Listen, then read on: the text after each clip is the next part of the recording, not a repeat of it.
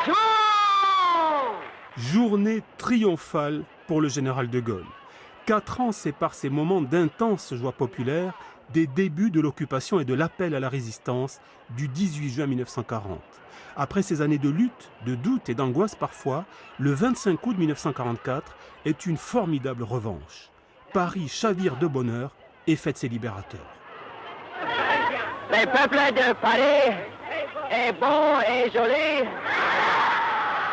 Le 25 août, tous les actes et les déplacements du général de Gaulle ont une valeur symbolique et politique.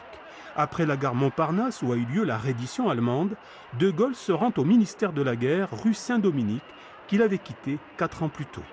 Il visite ensuite la préfecture de police, manière de réaffirmer la restauration de l'État qu'il entend personnifier. La joie est maintenant permise.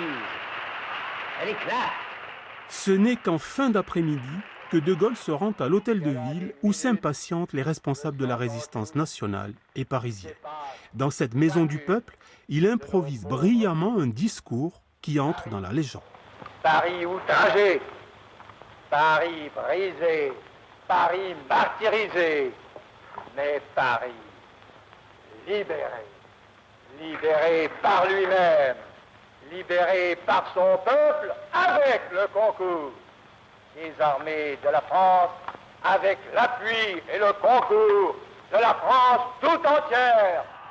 Samedi 26 août, une semaine jour pour jour après que le peuple de Paris s'est dressé, après les jours de bataille et d'angoisse, c'est la journée du triomphe et de la certitude.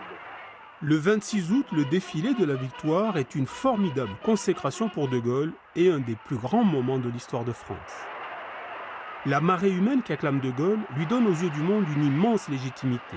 Il descend les Champs-Élysées à pied, sans face, mêlé à la troupe de ceux qui ont lutté avec lui, hors de France et en France. Le pays renoue avec lui-même, la République et la démocratie retrouvée.